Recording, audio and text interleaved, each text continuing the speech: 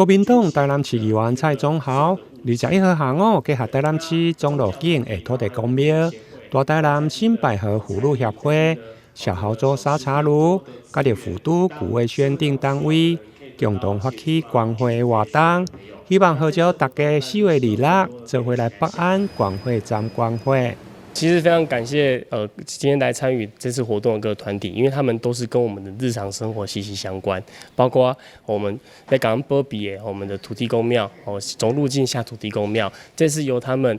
把這個信徒的愛心這個白米來做一個捐贈。那也感謝我們的女力代表我們大台南新百合婦女會由翁理事長，我們也是把這個愛心透過這個乾拌麵的部分來送給來參加這個捐血的朋友。那當然我們在地的餐廳也好，包括我們的小澳洲沙茶爐，還有我們的府都古味軒，一個是安平，一個在中西區，其實都是把他們的善意，希望透過捐血，讓願意來捐血的朋友們感受到我們這個社會的謝謝，跟他的謝意，然後那這個部分也是希望在4月26號當天可以更多人一起來響應，讓我們的捐血當天的血庫可以更多更飽滿啊！為了提高市民的參與熱情，蔡宗豪嘛特別協調合作的單位，準備了誠意滿滿的贊助品，有小豪州的乾拌麵、安平乾拌麵，以及精選的白米、家己研磨的咖啡等，這攏是來自在地企業的贊助，